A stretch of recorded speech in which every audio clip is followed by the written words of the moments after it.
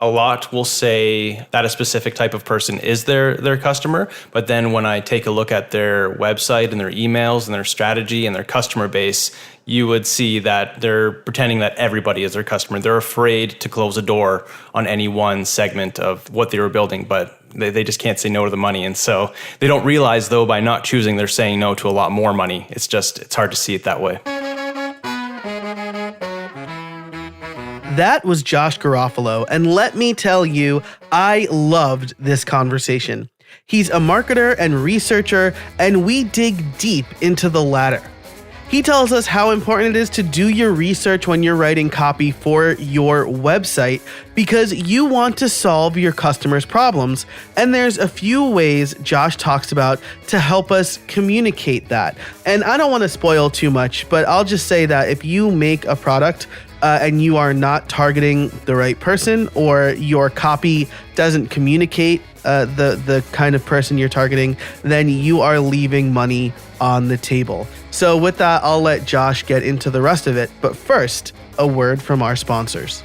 This episode is brought to you by our friends at Ahoy, the easiest way to increase customer engagement on your WordPress site. Install Ahoy, create a message box, configure where to display it, and start seeing conversions come in. You can create messages for cart abandonment, upsells and cross-sells, custom support, and so much more. Ahoy's flexible conditions let you choose exactly where and when you want your message to be displayed.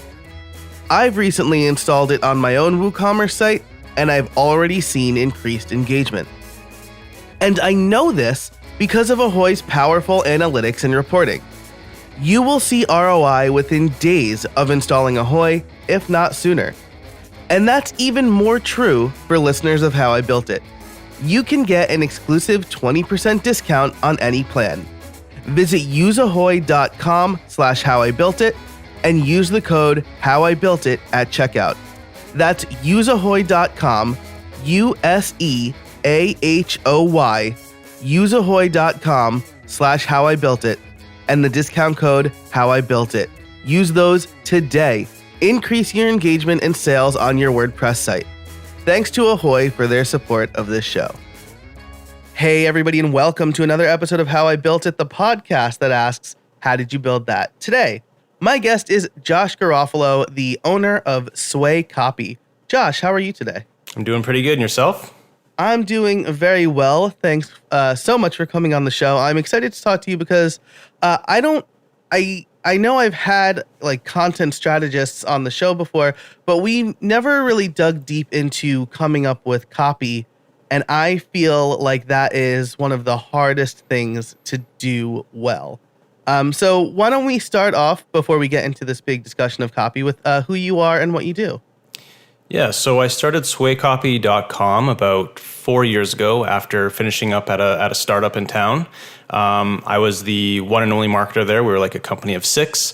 I realized that I didn't love all of my job, but I really loved the part where I had to do like customer research, market research, positioning, copywriting, and all of that. And so while I was there, I kind of learned that this was actually its own discipline, and that a lot of companies are willing to pay quite well for someone who can do a good job of it.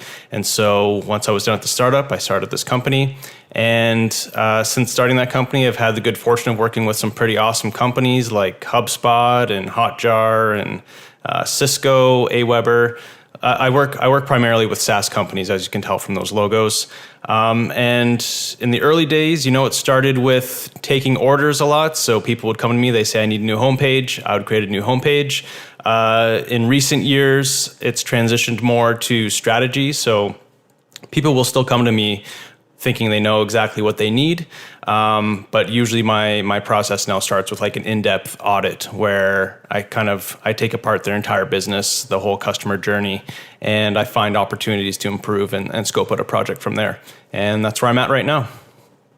Man, that sounds really cool. And so you mentioned that you are working mostly with like service companies. When you dig into one of these companies, before we start talking about just like general strategy or examples of strategies you've put in place, what's it like in the beginning? I'm guessing that you probably need to understand their target customer, or maybe even help them understand their target customer. Is that accurate? That's right. Often it's a case of helping them understand their target customer better and also helping them understand the types of customers that they can do without. So most SaaS companies, except for the ones who are really far ahead, like a HubSpot, for example, most SaaS companies are just trying to get all the customers that they can get. And you end up with like a smorgasbord of customers. And when you really dig in, you find out that it's a specific type of customer that really gets the most value from your product, is happy to pay for it, is looking for more opportunities for you to add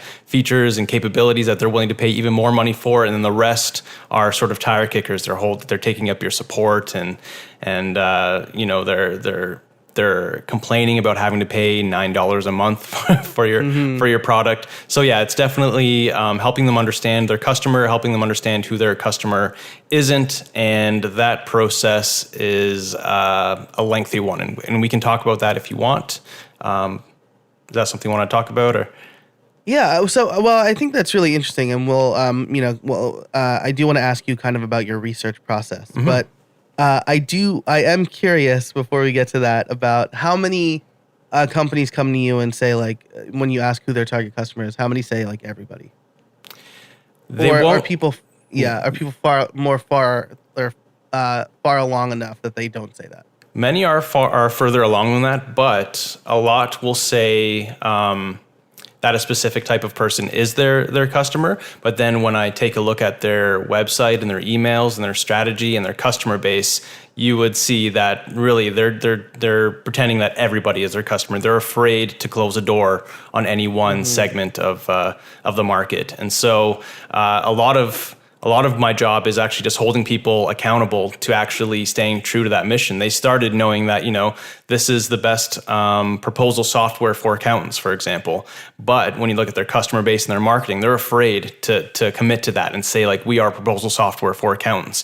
And their customer base will be, 60% accountants, but then there's like digital marketing agencies in there and lawyers and doctors and et cetera. And so they're not actually staying true to that mission. They started out knowing what they were building, but they just can't say no to the money. And so they don't realize, though, by not choosing, they're saying no to a lot more money. It's hard to see it that way. Yeah, and I think that's one of the scary parts about niching down, right? Like, even like as a freelancer, people are told that they need to niche down. But it's really hard, if I do like construction websites and a restaurant comes to me and says, "Hey, I want to give you some cash to do this."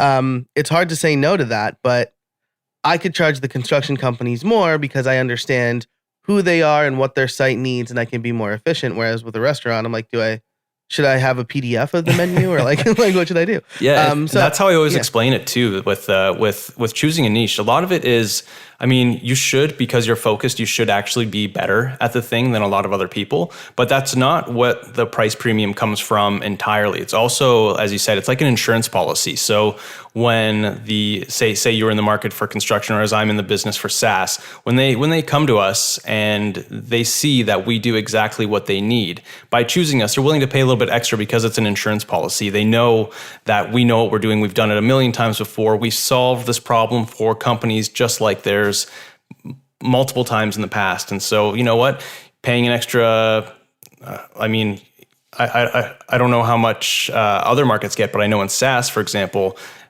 by focusing, like I'm charging double what a lot of other generalists would charge, at least.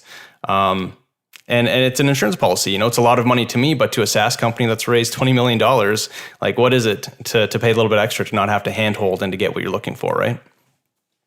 Yeah, absolutely. It's like any specialist, right? I'm not going to buy sushi from a gas station, and I'm going to go to a sushi joint, and I'm going to pay a lot more for that. But I probably won't pay a lot more later with stomach issues. Exactly.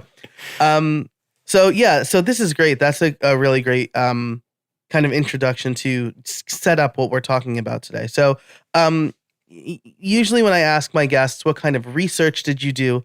It's their own research based on their own product or their own company. Right. In your case, though, you are doing research for essentially every client or customer that you get. So what is your process like?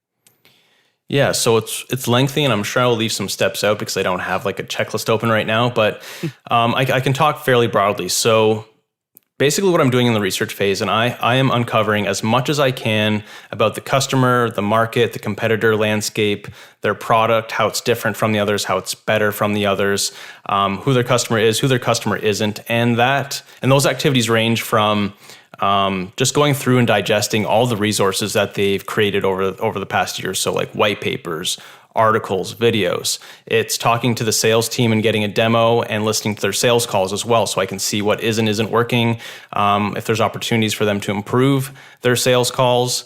It's speaking to anybody who touches a customer, so marketing, customer success, product, anyone who's interviewing customers, caring about the customer.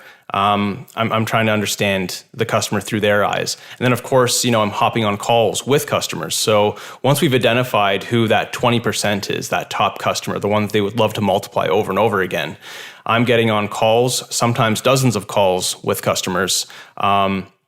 Just really understanding. I mean, it goes beyond this, but at a basic level, it's understanding their state of mind, the way they were thinking and talking about their problems before they found a solution, what they might have been using at that time, what they were searching for when they were looking for a solution, how your product or my client's product in this case is resonating with the customer, what caused them to buy, what caused them to almost not buy. And then now that they're customers, what are they able to achieve? And when they explain it to other people or they refer customers, how are they talking about the product? And that's where I'm getting a lot of the messaging from. So a lot of people think that a copywriter is like, Mad Men sitting there with some whiskey, just coming up with creative ideas. And maybe some people do it that way, but I think the smartest way to do it is really just to understand the customer, like inside and out. So you're like them, and then you can sort of build that bridge between the client's product or your product if you're the owner and the customer themselves. And there's other ways of doing that too. So if you can't get on calls, you can do surveys. You can message mine. So that's like looking at reviews and how people are talking about it on Twitter and Facebook.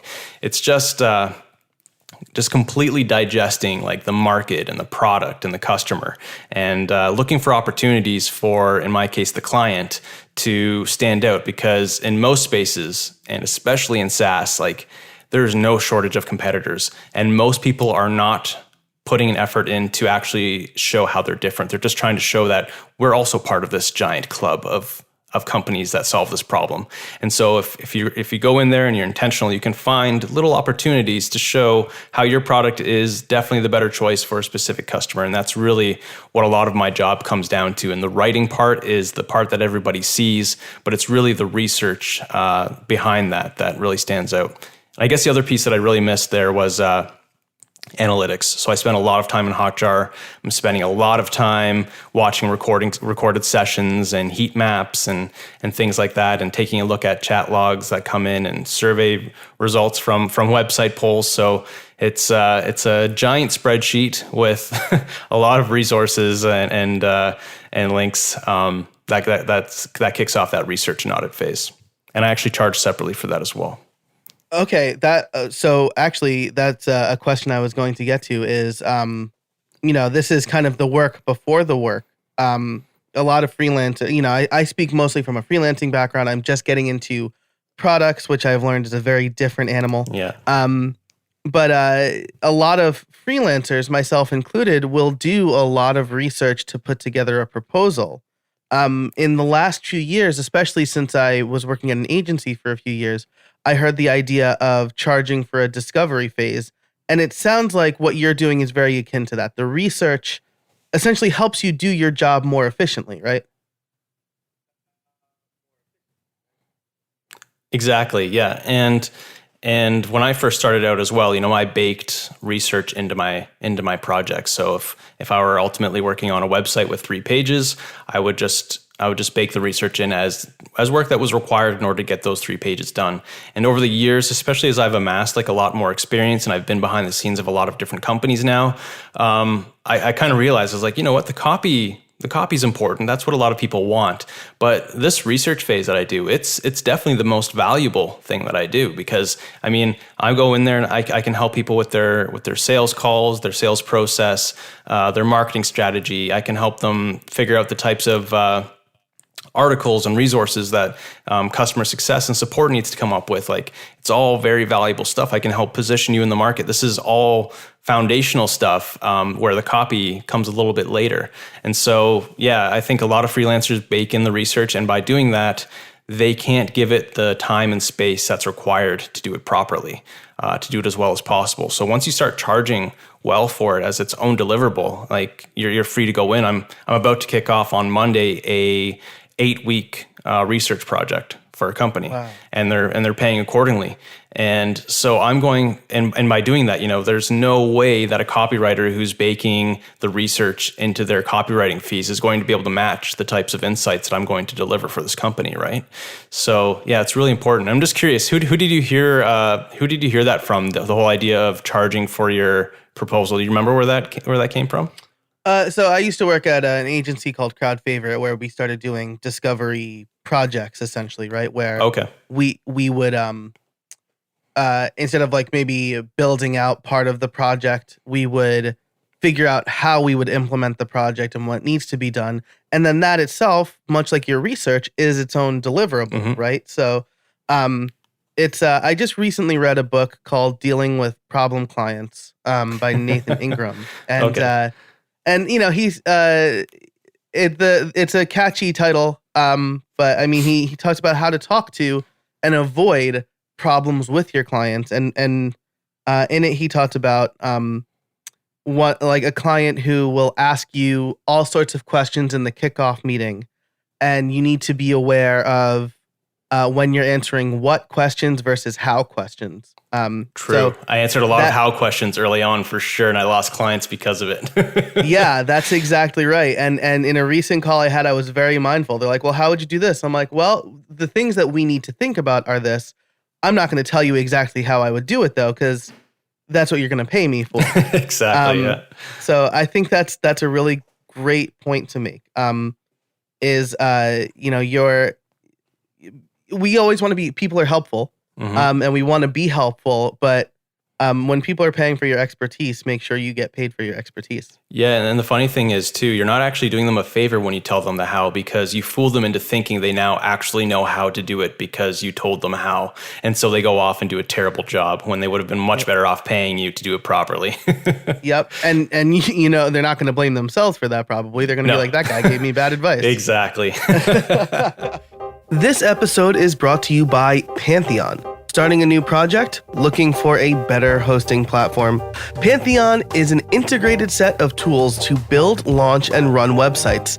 Get high-performance hosting for your WordPress sites, plus a comprehensive toolkit to supercharge your team and help you launch faster. On Pantheon, you get expert support from real developers, best-in-class security, and the most innovative technology to host and manage your websites. You can sign up a new site in minutes with a free account. You only pay when it goes live. That is my second favorite feature to Pantheon, only to the easy ability to create dev, staging, and live servers and push to GitHub. It's very easy to set those things up on Pantheon. So you can head over to pantheon.io today, again, to set up a free account. Pay only when it goes live. Thanks so much to Pantheon for their support of this episode and this season of How I Built It. You've done the research, the analytics, you've hopped on calls with customers. So another thing that I've learned from doing this podcast is you want to use the words that the potential customers are using, right? Because now you're speaking directly to them. You have all of this information. Let's start with, how do you put together a plan for the copy, and then how do you implement that plan?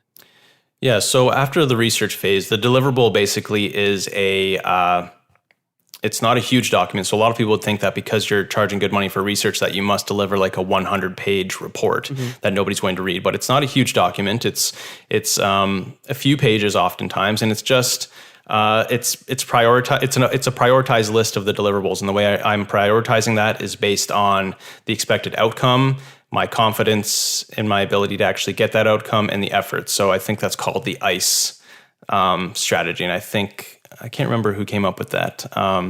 But yeah, it's not of my own making. So it's just a prioritized list, and then the next step is just deciding what are we going to knock off that list. Are we going to do the whole list? We're going to start with the first few things. Then once we do that, we're getting into copywriting. What's happened during that research phase that I'm not usually delivering because most clients won't actually be able to make good use of it is I have giant spreadsheets with a lot of voice of customer data.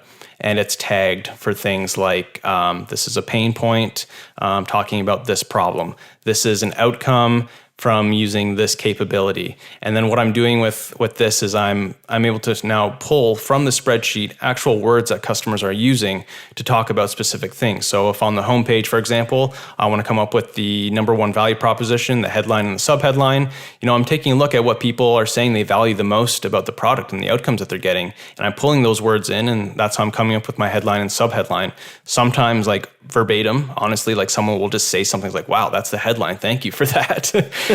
But other times it's sort of synthesizing what, 30 people said about the product and sort of finding the common threads through there. And so the more granular you get with this spreadsheet, and when we're digging like to specific features and sub features, then when I'm writing the copy, I'm just pulling this in. And sometimes the other nice thing is when you have it organized this way is you're able to use social proof contextually. So what a lot of people will do is they'll have a testimonial section on their website, and it's just going to be a carousel of testimonials scrolling through that, say this product is great or this person is great. Mm-hmm. But when you get really specific with your interviews and your surveys and your message mining, I'm able to say something like, this product is going to don't ever just say this like this, but like this product saves you time, but say that in a more specific way using your customer's language. And then the reader might be like, does it really? Like everyone says their product is going to save me time. Often they don't, they create more work. Well, then you insert a testimonial that talks about how, we saved 80% of our time on this task ever since we switched. And you have their name, a picture, and then all of a sudden you're sort of training the prospect to believe what you say, because every time you say something that could easily be doubted, you're backing it up with social proof, either directly like the testimonials there, or indirectly by showing that you really understand and empathize with their problem, and that you speak just like them by using words that they would use. Yeah, that's a fantastic point. So you're baking testimonials directly into the narrative that you're trying to tell. Yep. One of the in a bit of good timing, actually, I recently finished reading "Building a Story Brand" by Don Miller. I haven't read that one yet. Oh, you okay? So, I was gonna say I'm curious to know what you think of that, but in general, it's like the hero's journey, right? Is the overall idea. Your customer is your hero, and you are the guide, and the villain is the pain points that you're trying to identify. The social proof is testimonials and identifying kind of their language and showing that you can empathize. Mm-hmm. So it sounds like you're advocating for something very, very similar, right? Because it's a little noisy out there on the internet now, and people want to feel like they're being spoken to. Is that accurate? 100% accurate, for sure. Yeah. Everyone's looking for a shortcut. There's no shortage of competitors. So if you can do something to show that, you're above the others and you really understand them and you have a solution, you can back it up with proof rather than be like, well, maybe I should, evaluate these dozen other people who also claim to do the same thing. They'd be like, this guy looks like he knows what he's doing. So they'll choose you. It's, no brainer. Nice. That's great. So, let's talk a little bit about implementation then, right? You mentioned that early on, people would come to you and say, like, build me a new homepage. Mm-hmm. And you do a little something different. But are there things in your arsenal that you'll always use on a homepage? Or like, is there a certain structure to like really help drive your message home? I've read that like a homepage should have like 10 sentences or fewer on it because people don't like to read. Are there little tips like that? Or maybe you disagree with that one. I do. Are there? Awesome. Let's dig into that then. So I've heard that a lot. People just skim pages, but your experience, it sounds like it's a little bit different.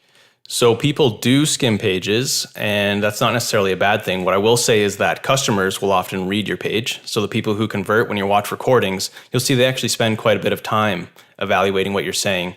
And the other thing is that people do skim pages, and it's important to at least consider this by making it easy for people to quickly find the types of information they're going to latch onto and go deeper. So that's where like your headlines will come into play, right? So I don't think that you should be scared of copy, of putting a lot of words on the page. And if we're talking about the homepage specifically, it can really depend on the job of the homepage. So, for example, when I did some work for a smaller company called Tom's Planner, it's a single product. It's a pretty simple product to understand. Their homepage is basically like a short sales page. It's got one call to action. You're either going to sign up for the free trial or you're not. I'm not trying to point you in a bunch of different directions. Whereas if you're working with something like HubSpot, for example, you can scale back the copy a little bit if you want, because there's so many different ways that HubSpot serves people. So you really want to get them to the place that they want to get to fastest. So if they're interested in the marketing suite, there should be a link early on that lets them navigate towards that. And you're not necessarily hiding that at the very bottom like you would in like a sales page, right? So it really comes down to the job. And I think that is one of the biggest misconceptions in copywriting, is that there are these hard, fast rules without an understanding of the principles behind it. And so I don't want to get into long versus short copy too much, but the important distinction there is there's no such thing as like a rule there where like long copy is always better, short copy is always better. It always comes down to the job. So, for example, if I wanted to sell you Kleenex, you know what Kleenex is, you know the job that it does. All I need to do is like, here's Kleenex, it's 50% off today. That is going to sell you if you need Kleenex. But if I'm trying to sell you a new artificial intelligence solution for a problem that most people don't even really know that they have, I need to start by convincing you that you even have this problem, helping you spot it in your life. And then I need to show, what this problem is costing you. I need to prove it. And then I need to show that I have a solution to that problem. And you're still going to be skeptical because you've never seen anything like this and you've never heard of me. And so I need to prove that I can actually do what I say I can do. And you're going to have questions at the end of that I need to address, and objections that I need to address. And so that page is going to be huge. And it's not because long copy is better. It's just had a job that required more words. And so that's how I would settle that. So the 10 sentences, sometimes perfect. That's what you need. But I would never subscribe to like a hard and fast rule. Gotcha. That's a very important distinction, I think. And to be transparent, that was a hard and fast rule that I got from building a story brand. Mm-hmm. However, that's not like the first thing he said. That's like the last thing he said. Now that you know what you need to say and who you're talking to, help people get there. Don't just throw words at them, right? That was really the overall that's the main message. point. Yep. Yeah. And I guess, your other question there was, are there things that I always include on a website? And to that, I don't have like a template. I wish I did, that I just had like a magical template that I could fill in that would make my work so much easier. But I mean, if we're talking about a homepage, some of the specifics that I want on there is I want anyone who lands on that page who has never heard of me before to at least know what I do, who I do it for, how I'm better or different than some of the other solutions they might be looking for, and introduce some proof, whether that's logos, testimonials, contextual testimonials throughout the homepage. Those are the main things that I want people to walk away with, and how that looks is going to very much depend on the customer and the product and all of that. But those are really the elements that you want to get into. Gotcha. I really like that. I think that jives pretty well with what I've learned kind of as a web developer. That and try not to make it confusing, right? Make it very clear. Let people know who this is for and the action that they should take. Mm-hmm. So let's say that I'm sitting down to write my own copy. I'm a small business. I don't necessarily have the budget to hire somebody to do a 8-week research project or something like that. I'm probably not your target audience anyway. Mm-hmm. What are some things that I can do, or some tools that you think are really good for someone like me to kind of start on this journey? I know you mentioned Hotjar. Yep. I know they have a free account. I'm actually using that right now on my brand new homepage to see what people are doing. It's amazing, isn't it? I love watching. Are you watching any recorded sessions? Are you doing that at all? Yeah, that's the primary thing I'm doing. It's so crazy because like what I love seeing is like the mouse movement. Like people will move their cursor under every line of text and read it. Yeah. Some people just get there and scroll to the bottom and leave. I'm like, I like that doesn't help me at all because I don't know. They must be looking for something they didn't see, Yeah. or they just wanted to see what the page looked like. But it's really incredible to see how people are using it. And I'm keeping kind of like a log of, all right, I need to fix this. People are reading this and then they're not doing anything. Maybe this isn't resonating with them and stuff like that. Yeah. Just on the Hotjar topic. So that client that I mentioned that I'm starting with on Monday, I've got Hotjar set up on their site right now, and I've just peeked in a couple of times, and I'm already seeing things that I'm so excited to show them. Like they have this pricing table where you actually have to like click on each of the tiers to see all the differences. And I'm watching people just like click back and forth, and you can see they're just furiously trying to compare them, but they can't see them all at the same time. So it's like it's going to be like the easiest win ever. Yeah. Wow, that's awesome. Yeah. Yeah. Cool. Yeah. So you know, I know you mentioned analytics and spreadsheets and things like that, but let's say I'm starting. I just read building a story brand. My story brand is I'm talking to site builders or whatever. Right. How do I figure out what to say to them? Yeah. So the first thing that I would say is, and I think you've spoken about this on some previous episodes, so I won't go into it too much, but if you're small and you want to make life easy on yourself, just make sure you really define who it is you're trying to serve and how you're serving them. If you launch as a generalist, pretty much anything I tell you is not going to help you. Like your life is going to be difficult as a generalist. So really, really narrow down on who you're talking to. And then from there, everything else branches off. So once you know exactly who you're talking to and what you're trying to do for them, I mean, you don't have to be a master of interviews to get on a call with your customer or your prospective customer, and just ask them questions like, you know, what kind of pain points are you experiencing right now? What's your life like? What problems are you having? You know, when we did that project together, what was better about it? What did you like working? What about working with me did you really like? And just have conversations with your ideal customer, record it, get it transcribed on something like rev.com, start pulling in some of those common threads. Like you don't need to be a copywriter to do a lot of these things at a very basic level, and just inject that stuff into your site, making sure that people understand what you do, who you do it for, why they should believe you, what an outcome looks like, what it's like to work with you. It's don't try to get too clever. Like don't get in your own way. Just be concise and accurate and empathetic with your customer. And I guess the other thing that you should do is, if you can avoid it, don't design your website before you've started to write the copy. In the early days, I would do this because, you know, when you're first starting out, you've got to get business wherever you can get it. And so I would take on a project where like, hey, we've got the website design. We just need someone to inject some copy. And then I would take that project. But those projects are nightmares because they don't end up well. And the reason for that is, if you start with a template and this section says, you know, here's where you're going to put your 3 best points. Well, what if there's 5? And then and then you're trying to trim it down to make it fit. And then you're putting 3 there, but really you needed to have all 5. And so really like start out with the copy, wireframe it in something like Balsamic. If you're like me and you like a simple tool, Balsamic's super simple.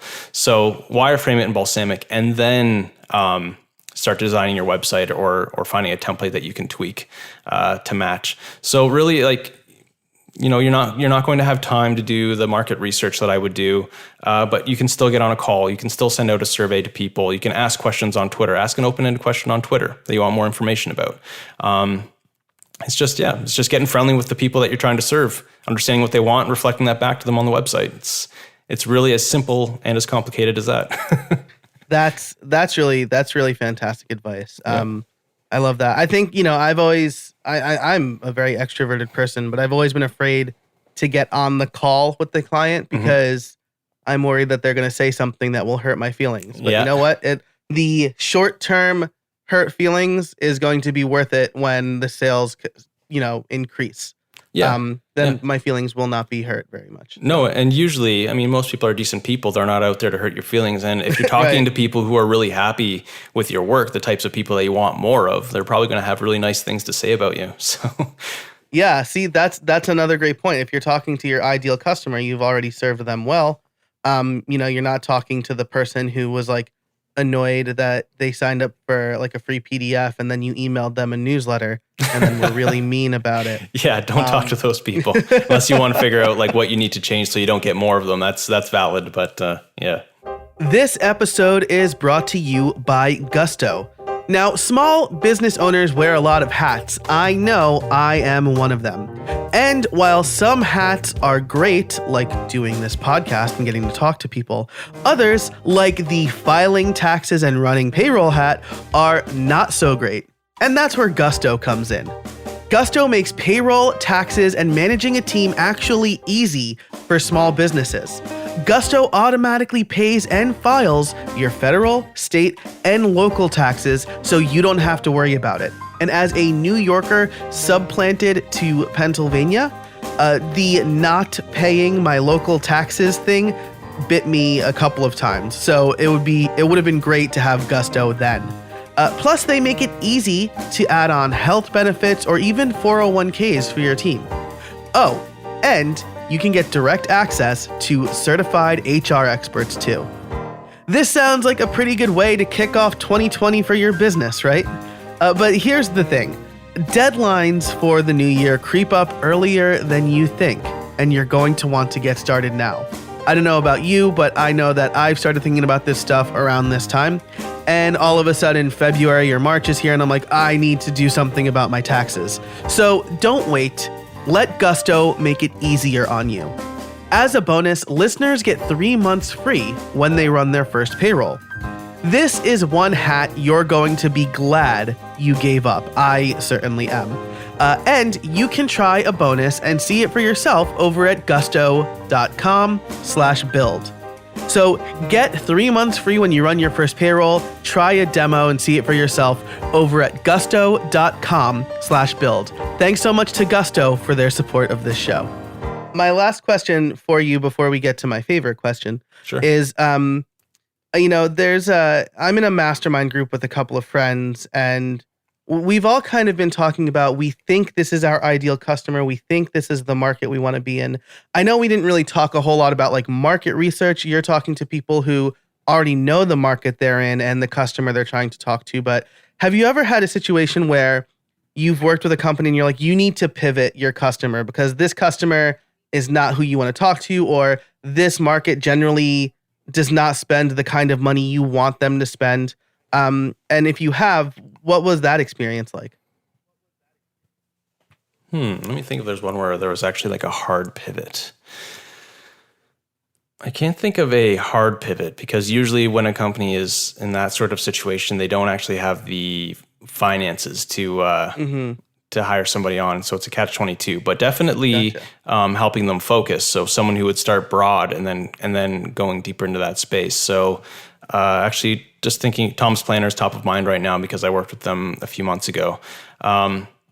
So what I found when I was doing the research is there's lots of different people using them for different reasons, but the trend that came up over and over again when I asked, what was going on in your business when you decided to look for a solution like Tom's Planner?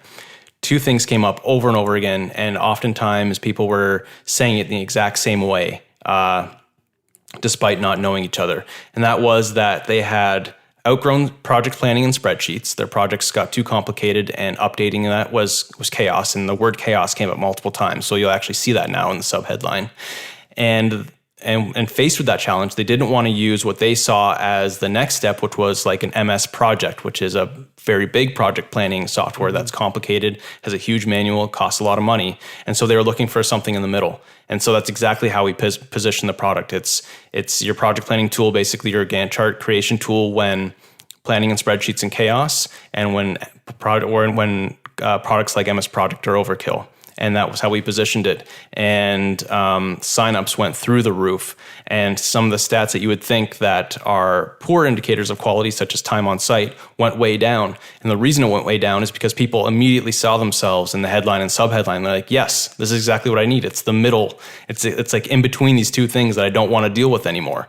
And so a lot of people would just land on the website, see the headline, subheadline, a few bullet points, and boom, sign up because it's exactly what they wanted. So that would be, it's not a hard pivot. It was always kind of there, but it was a case of really digging in and just leaning into it, not being afraid of saying like, we are the thing in the middle. If you want something complicated, use this other thing. If you're happy with free and chaotic, keep using spreadsheets. But if you're somewhere in the middle, which is a lot of people, his market is by no means small, then that's what Thomas Planner is for. And so that's a case of a little side there. Often the people that you want to compete with are not your direct competitors. You want to frame your product or your services as something, an alternative to like two extremes that aren't your direct competitors. So, I mean, in this case, Tom's Planner, there's other companies that are just like Tom's Planner. Comparing yourself to them won't do you any good because on paper, you guys are very, very similar. Instead, try to capture all the people that are trying to make this decision between spreadsheets and bloated software. It's much easier. And so that's a specific example, but you can generalize that to pretty much anything. Yeah, that's fantastic. When I was trying to position my own online courses, I basically positioned them as WP 101 is like the number one online membership for learning how to use WordPress. Mm-hmm. My friend Brian runs WP Sessions, which is for developers. And I'm like, hey, I am right in the middle. You already know how to use WordPress. You're not quite a developer yet. Let me show you how to make websites with WordPress. Exactly. There you go. You did it in the middle way. That's awesome. I love that. This is fantastic. It's been information packed. I really love that. And you've given us a ton of great advice already, but I do need to ask, do you have any trade secrets for us? Trade secrets. Oh, I listened to your podcast. I wasn't sure if this was something that you come up with every single time. Trade secrets that I haven't actually shared so far.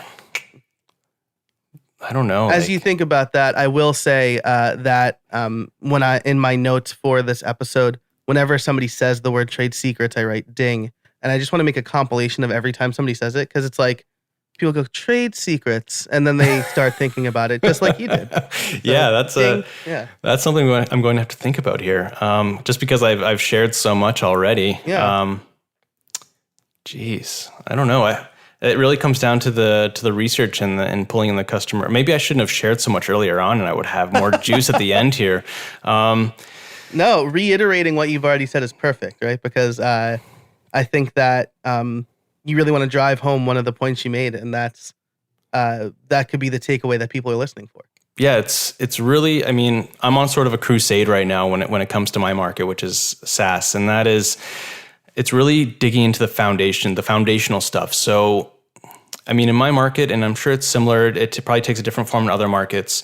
It's technical people that are creating these products. And so marketing isn't their number one thing, neither is sales. And so they just lean into the product, and then everything else they're looking for shortcuts and hacks just to sort of try to do good enough, and they're copying. And so I'm on a bit of a crusade right now to really focus on the foundational stuff. Positioning. And that's not just messaging, but it's knowing how you stack up against the competitors, feature and capability wise, where you shine, and who thinks and who really values those differences. It's customer research, but not in the way that I'm typically hired to do it right now, where they don't talk to their customers for 3 years, then they want a new website, and now we talk to their customers. It's having a process where you're consistently talking to and surveying and evaluating customers and feeding that to the right channels, whether that's sales, support, marketing, product. And it's pulling this in and really testing smaller changes versus just completely stripping everything every 3 or 4 years and starting from scratch. So that would be my main takeaway there. And you probably don't have many copywriters that you have on this podcast, right? Is it mostly like WordPress developers?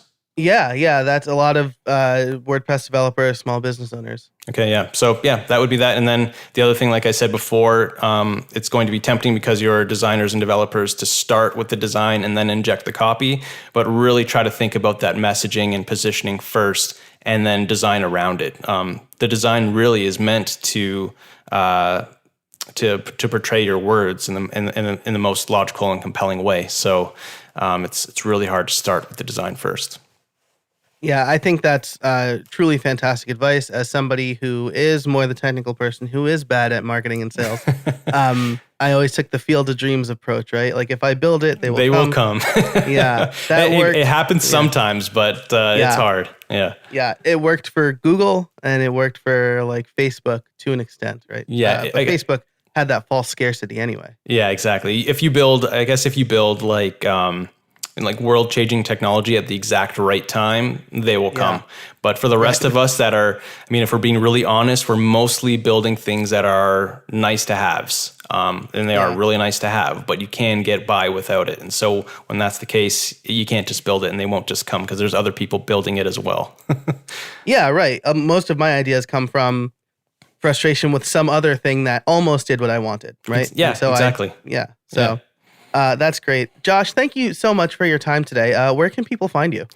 So you can find me at swaycopy.com. My site is mostly geared towards my client base, but at the very top, you'll see like a little hello bar. So if positioning your services, choosing a niche or a niche, however you want to say it, is something that you care about, I have a free email series on there. It's like 9,000 words on the topic because I got tired of answering the same questions over and over again in Facebook groups, and it's completely free. There's not even a sale at the end. I do not have anything for sale to like service providers and freelancers. So you'll just get it, and then I publish the odd email after that. And social media wise, the best place to find me is on Twitter at SwayCopy. Awesome. I will link that and everything else we talked about. Building StoryBrand and Hotjar, Rev.com. Anything that has a link, I will link to in the show notes, which you could find over at howibuilt.it. Josh, thanks again for joining me today. I really appreciate your time. Yeah, thanks for having me. Thanks so much to Josh for joining us today.